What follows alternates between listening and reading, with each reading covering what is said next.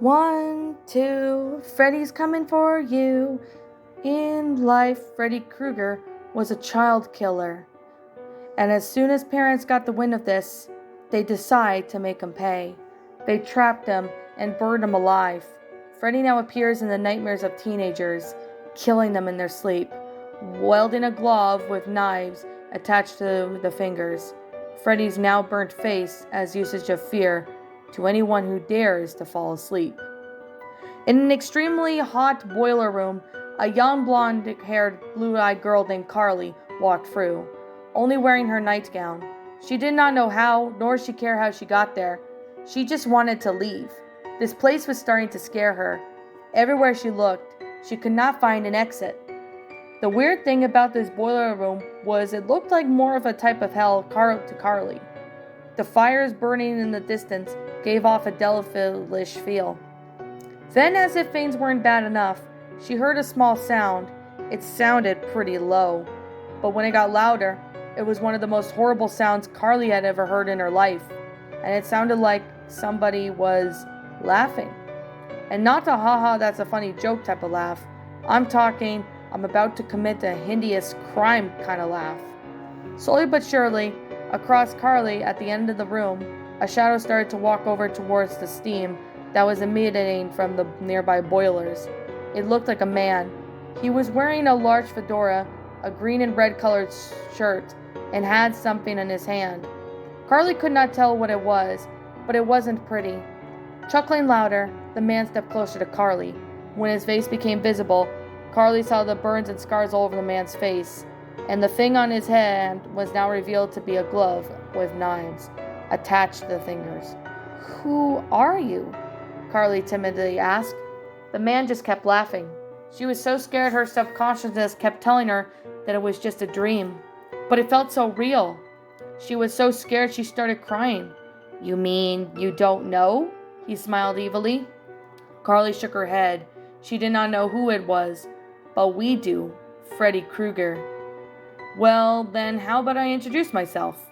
he said. He lifted his gloved hands, flickering the lock of Carly's hair with his blade. For unknown reasons, Carly shoved Freddy and began to running in the opposite direction as she bolted. She could hear him laughing. When she saw something she could hide behind, she ran over to it and crouched down. "This is just a dream. This is just a dream," she muttered to herself. "No," she heard Freddy say. She looked up and saw him standing over her. "This is so much real than that," he said. Suddenly slashed his claws down her face. Just before it could hit her, Carly woke up.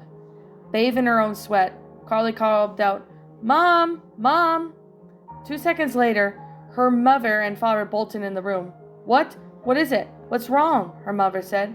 "I had another nightmare," Carly said. Her mother sighed. "Sweetie, there's nothing we could do about that," her father said. "But I really can't sleep. It felt so real." "Look, I know this move's been hard on you. It's been tough on all of us," her mother said.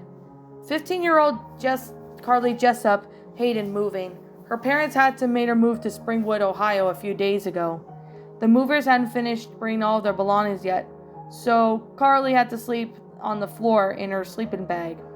"Mom, it's not like that. I kept dreaming about this guy I've never seen before," she said, "and he's always trying to kill me." "The man with the knives on his fingers?" "Yes."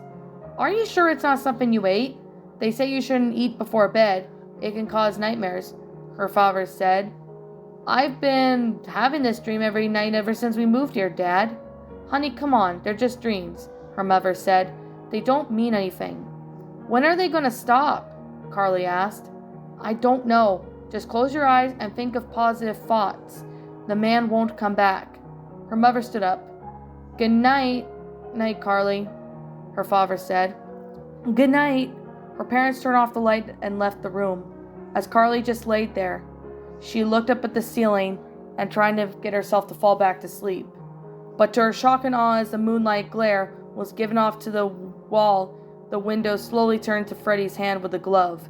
Carly gasped as she stood back up, and she found Freddy on top of her, with his gloved hand over her mouth, preparing to slash her. Again, Carly woke up. "Mom!" she yelled. Again, her mother came back in the room, looking more annoyed than alarmed. Carly, it's late, honey. You know I have work in the morning, she said. I can't make the nightmares stop. What am I supposed to do? Carly asked. I don't know. Sing a little song or something to make yourself tired. Just go to sleep, her mom said, before shutting the door. Carly sighed as she could not think of any songs at the top of her head. She began singing to herself. 1, 2, buckle my shoe, came to her mind. Without thinking about it, Carly shut her eyes and subconsciously started singing, 1, 2, Freddy's coming for you. 3, 4, better lock your door. 5, 6, grab your crucifix. 7, 8, gonna stay up late. She was starting to fall asleep as she sang. 9, 10, she opened her eyes again and shrieked in all horror. Never sleep again! Freddy screamed before he slashed her across the throat with his glove. The very next morning in Ohio, the Mystery Machine drove along the roads of Ohio, heading towards Springwood. As Fred Jones drove, Velma Dinkley and Daphne Blake sat in the passenger seats. In the back, as usual, Shaggy Rogers and Scooby-Doo were stuffing their faces with a ton of food they had with them. Like, you're going to finish before I do, Shaggy said, shoving a cheeseburger down his throat. Scooby barked. He's devoured a huge slice of cake. Needless to say, as the two of them were making pretty big mess back there, spaghetti was flying around, steak was being thrown, all kinds of ice cream was being guzzled down by those goofs. Hey, can you guys calm down a bit back there? Velma asked, turning her head to see them. Why are you eating so much food anyway? Daphne asked. Like we're training for the competition, Shaggy chuckled. It was true. Every year in Springwood around October, a 3-day festival would be held. There would be music, a Ferris wheel, and contests. A few weeks ago, when the gang first heard about the festival, Scooby and Shaggy couldn't pass up the opportunity of entering the eating contest. They also heard that the Hex Girls would be performing at the festival, so they were also going to pay their old friends a visit. Who would you think this would have a good training for the eating contest? Fred said. Yeah, isn't this like every time you guys can eat in an eating contest? Velma laughed. I know, right? Well, the contest isn't like last day, so me and Scoob are going to prepare all we can get, Shaggy said. Rhea, Scooby agreed. The two continued eating, while Daphne started a new conversation with Fred and Velma. I think the festival's going to be great, she said. Yeah, and it'll be like catching up with the Hex Girls, Velma said. Yeah, we haven't seen them since that whole deal with the vampires, Fred added.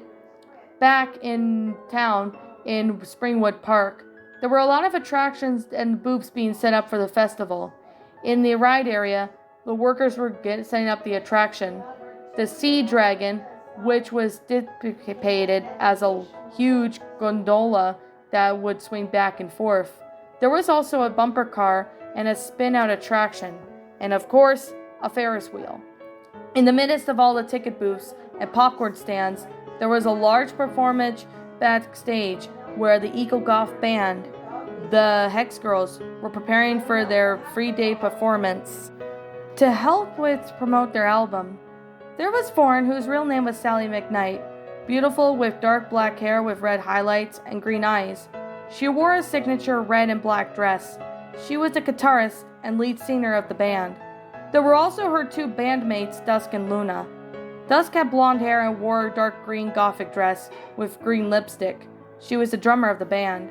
Luna had orange hair, dark eyes, and wore a black-purple dress. And gold earrings, she was a keyboardist, and also served as a backup singer along with Dusk. The girls had been there all morning. The band's moving truck had parked right in front of the stage.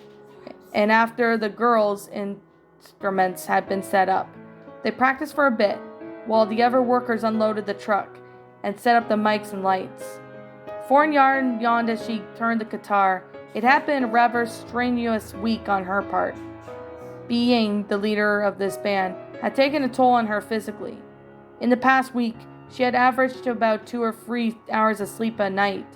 She was rather looking like a band gig recording in the studio, or writing new material. On top of that, she repeatedly had been having weird nightmares for the past few days, so sleeping wasn't really something she wanted as much as she needed. Okay, you ready, guys? She turned to ask Dusk and Luna. They both nodded. Alright, hit it, sisters, Thorn announced. And with that, the gang began rehearsing their signature song, I'm a Hex Girl. The rhythm and the melody of the instruments flowed perfectly together as Thorn began to sing.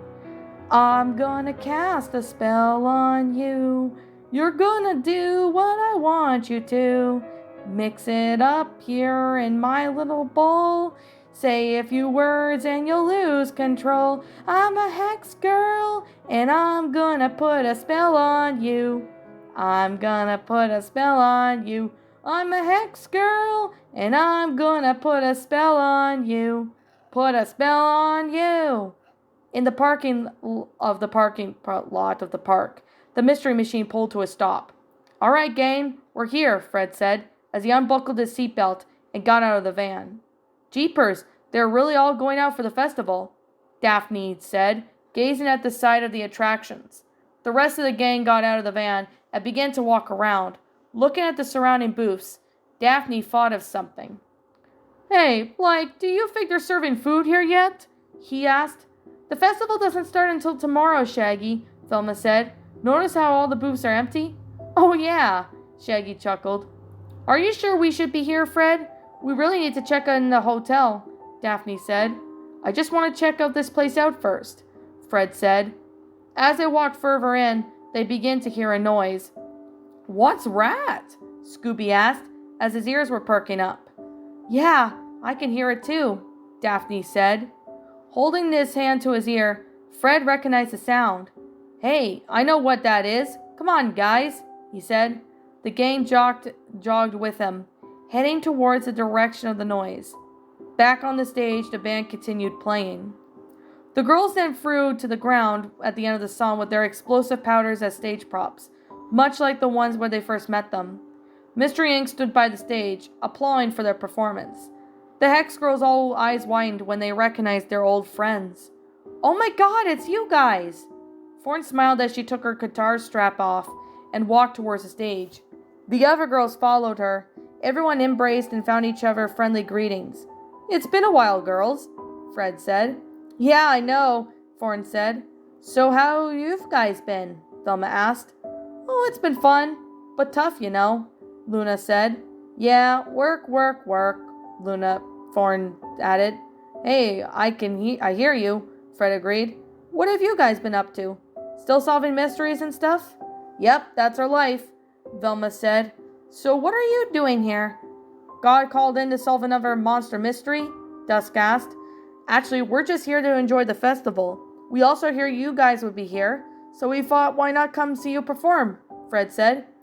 Yeah, like Scoob and I have entered the food eating contest, Shaggy said. Yeah, I ran great, Scooby added. Everyone had a laugh. Have you guys booked a hotel? Thorn asked. Not yet. We're about to head over to the Four Seasons, Daphne answered. You're staying there too? Cool, so are we. Great, we could use some time to catch up, Fred said. Hey girls, a voice called. As everyone turned, they saw a young man, about their age, approach them. He had on blue jeans and a t-shirt that was underneath his unbuttoned shirt. He wore a red baseball cap over his dark hair. Hey Scott, what's going on? Dusk asked. Scott was one of the helpers of the band. He most likely moving a corridor whenever the band got any gigs outside of Oak Haven. There's been some crazy shit going on over in Elm Street, he said. What happened? Fred asked. Scott gave the gang an unfamiliar stare. Guys, this is Scott. Scott, this is Fred, Velma, Daphne, Shaggy, and Scooby-Doo, Thorn introduced. How's it going? Scott quickly said. Anyway, there's this girl over on Elm Street. She just moved in with her parents, and get this, her throat was slit in her sleep last night. Yikes, how awful, Daphne said. Do they know who did it? Asked Fred. Nope, they say they have no idea what could have been, Scott said. They sure it wasn't some guy who broke in? Luna asked. The cops said they couldn't find any fingerprints. So they have nothing going on to do? Velma asked. All of her parents said that she kept complaining about them nightmares. Had about some burned guy with finger knives. Some guy called Freddy Krueger? Thorn froze. What's the matter? Luna asked. It's nothing, Thorn said. Are you sure? You look a little pale. Yeah, I'm sure. Hey, we have a rehearsal to get through, right? Velma also noticed the frightened look on Thorn's face. Sally, is something wrong? She asked. I'm fine, just a little tired, that's all, Thorn answered. I gotta go to the bathroom. Thorn walked off from the group of people. When she got to the ladies' bathroom at the park, she walked inside and looked into a mirror. Oh my God, she said to her reflection. She couldn't believe it. Freddy Krueger? The same guy that she had been having dreams and was about attacking someone else? She thought it was just been her dreams. This couldn't be real, could it? That deal with Sarah Ravencroft years ago was a real enough to make Thorn believe anything. To calm herself down, she turned on the sink and splashed water in her face with some water. When she looked up, she saw a horrible burnt face of Freddy Krueger, smiling manically at her. Remember me, Sally? The evil bastard chuckled. Thorn screamed before suddenly snapping back to reality, only seeing her reflection. This was so weird that it was starting to freak her out. It's okay, you're just going out of your mind, that's all, she said to herself. She took 2 heavy breaths before reaching into her pocket and pulling out a small bottle of deoxin tablets. Her doctor had advised her against taking them, but she insisted that she needed them in order to stay awake due to all the band performances. She stared one of the tablets for a second before shoving it into her mouth. This could keep her awake for at least next 10 hours or so.